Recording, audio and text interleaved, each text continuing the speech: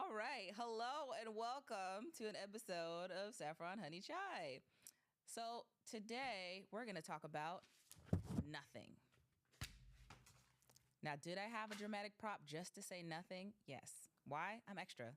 And the first episode, that was quite low energy. You didn't realize I was extra, but I actually am quite extra. But I do really seriously want to talk about nothing. Namely, when was the last time you actually factually did nothing? Like, think about it. Nothing. Not, oh, well, I scrolled on TikTok for about 6 hours or so. No.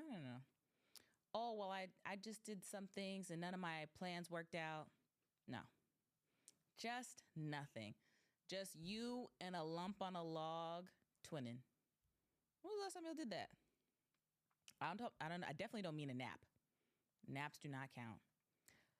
I was reading this book about the art of doing nothing.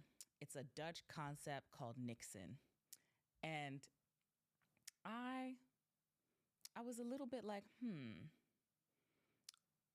what does it mean to do nothing? Because when I think about doing nothing, I think about I'm going to sit here and drink my tea and look out the window.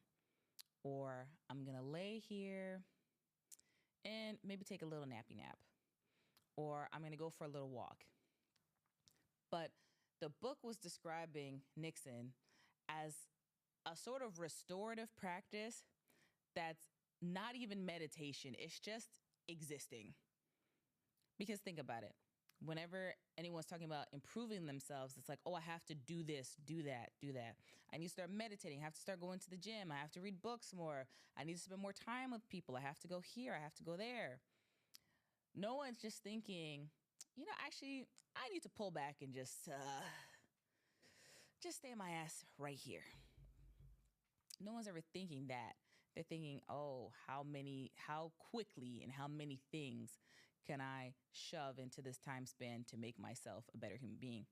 But actually, doing nothing gives you more space to do everything. If you take a little time to just intentionally, not even listen to music, which is like, oof, even that's hard for me, just like exist, just vibe, that allows your brain and your body to relax in a way that is kind of hard to explain or understand. And I did try it. I did try doing nothing. I don't think I succeeded fully because I still had to do something. I just went to I have a Long Island Railroad train station near me. So I just went to the train station. I just sat there on the one chair they had available and watched the trains pass for about like 10 minutes and just enjoyed the breeze and the wind and the air and everything. And I just said, wow, I feel like this is a waste of time. And it was. But as I finished it, rather, not as I was doing it, I realized that, I would spend that same time giving my thoughts and attention to something that didn't necessarily deserve it. So I would spend that same amount of time reading a book I didn't want to read for a class, or talking on the phone to someone I don't want to talk on the phone with to solve a problem that's not my problem. Or worst of all, but something I commonly do, scrolling on TikTok for literal hours. Or when I'm being good, closing TikTok to scroll through Instagram Reels. Neither of which are the best use of time, because I'm one of those, oh yeah, I'm going to save this post. I promise I'll look at it later. Yeah, we crossed our fingers on that one. I'm not going back to those. Those are my emotional support Instagram saves. They belong in the past, unfortunately. But it did feel somewhat empowering to have time that just was mine to do nothing. And it was nothing for me, So I was still technically doing something. I was doing nothing for me, because if I lay down, I'm going to sleep. There's no avoiding that. I have to basically avoid my bed like it's the plague. Well, as soon as I wake up, that's it. If I'm awake, I have to be standing or sitting somewhere else outside of my bedroom, because if I sit down or lay down in my room, that's a done deal. We're in full rest mode. Where's the pajamas? Come on. We're going to get our little tea and do our evening routine and move on. Who cares if it's 2 p.m.? I'm home, I'm in bed. The day's done. So, someone like me, I do have to go outside to do a bit of Niksen or like relaxing nothingness, or go to a coffee shop I've never been to or that I rarely go to and just watch people that I don't know and just enjoy that. But even people watching, that's still something. Our mind struggles to come up with nothing to do because existing right now, if I just sit here and stop, I'm ignoring everything around me. I'm ignoring the cameras. I'm ignoring the lights. I'm ignoring the people in the room. And I just sit here. I'm closing my eyes and I'm just like holding myself like this, like, ooh, I'm still breathing. I'm still seeing technically because my eyes can at least see the lights through my eyelids. I'm still smelling. I can still smell the air. I can smell my perfume. I can breathe in that strange electrical smell that machines make. I'm feeling the chair beneath me, my jewelry, um, the general vibe. I'm feeling the way my hair feels on my shoulders. And I'm breathing.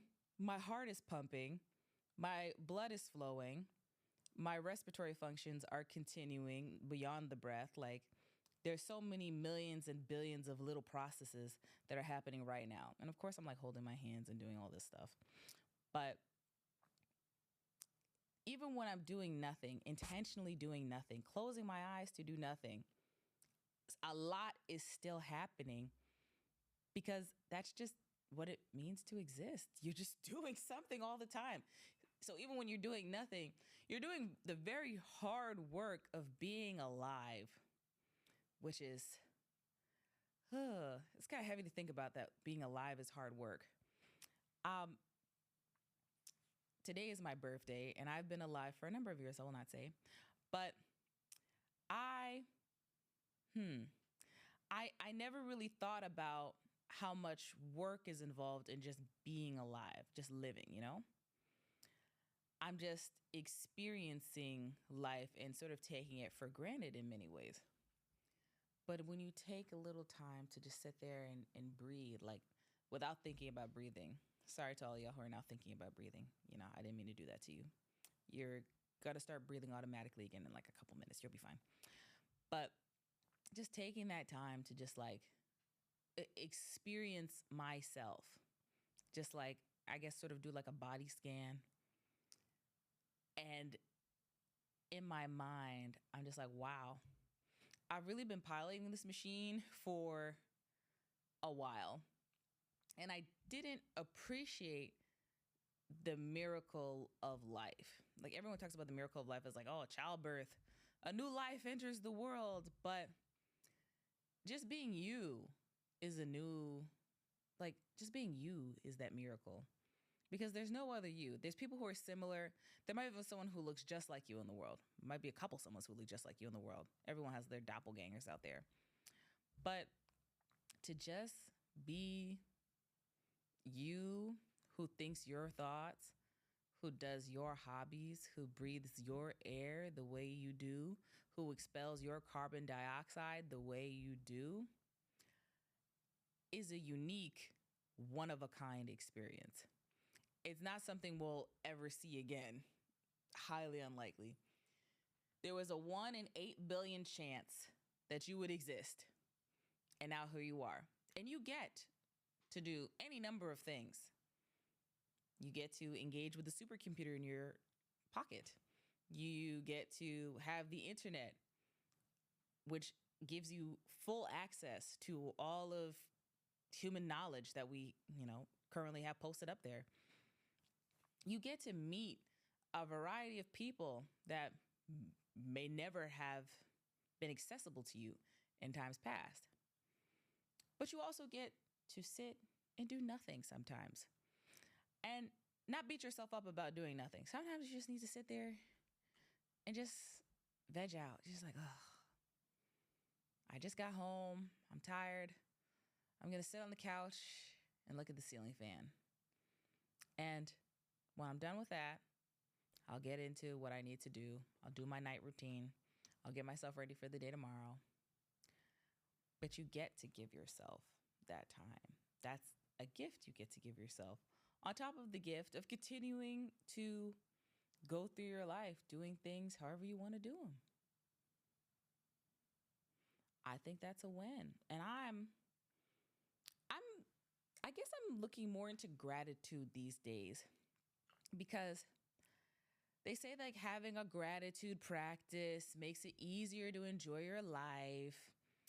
And I mean, I guess it's just hard sometimes when you have like a sort of stale period of time because, oh, I'm grateful that I saw XYZ, that I did WY, you know?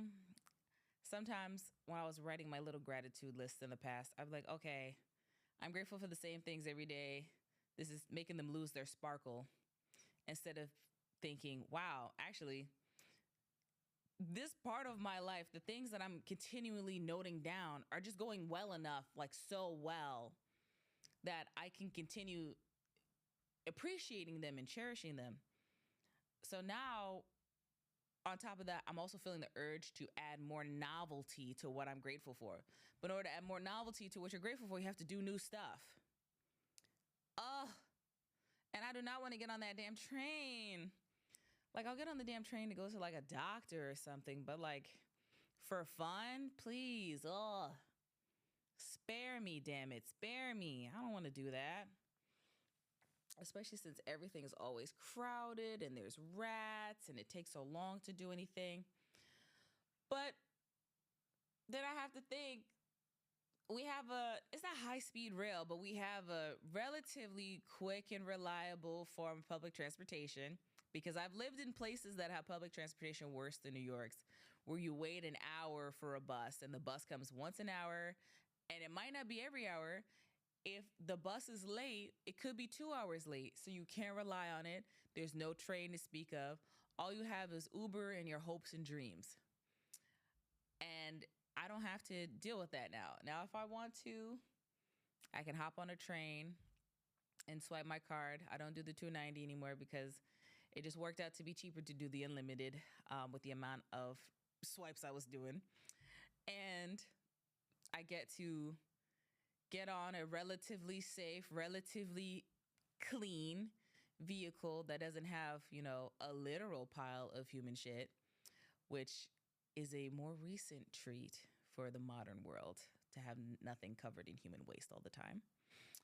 And I get to know that I'll get to my destination and I'll find something new, maybe the thing I was looking for, maybe something else because of the vast and varied beauties of New York City, filled with many beauties and many, many, many horrors. Ugh, the smells alone. And I have to think I get to experience that. I get to discover things that would kill a medieval peasant just by the sheer shock of the variety of it. But it's still difficult for me sometimes to wrap my brain around that. It's to be like, oh, actually things are going very well. Things are going very, very well. But I mean, we have to be grateful even just for nothing. Because it could be something bad. It could be something bad when it instead is nothing. And I listened to the whole book because I certain books I'm not going to read. If I'm not going to sit there and read a book that's like, yeah, you have to do nothing, and nothing is very important to do. I can't take that seriously. But as an audio background to whatever else I'm doing, yeah, I'll read a book about nothing. And as I was going on my walk and like taking in the sights and the sounds while I'm listening to this book, it was just revealing like how much we all shove into our day. We're all really just packing every single minute with things to do. But we're not taking any time to like appreciate any of it. We're just doing them. I'm going to work. I'm going to go run my errands. I'm going to go eat dinner with somebody. I'm going to go hang out with my friends. And then you get home, you take off your clothes, and you do your shower. You put yourself in your pajamas if you wear pajamas or sweatpants otherwise. And you just lay down. It's like, again tomorrow. And what I think is the value of Niksen is really that it just gives you more space to think about what there is in the moment where there is nothing. Because there are a lot of things going on right now. I mean, of course, like we have our like crazy political situation, but everyone has their own family situation, their home situation. Even if you live alone or live with like a pet, there's a home situation. You might have beef with your cat one day. And I think that's very important to take the space to just like have that emptiness, because when you're not doing anything and you're doing your best not to think anything or just like letting the thoughts pass you by and just like whatever, when you come back into that thinking active space, everything, it just feels very different. And I've only done this a few times in like short sessions. I did one like little 20-minute session, but I was cheating because I was watching the trains and like looking at birds and stuff. But when I did my little quiet moments, just like I wake up, I look up at the ceiling before I get out of bed until the next snooze alarm goes off. And I'm just like, okay, let's get up. Let's do this.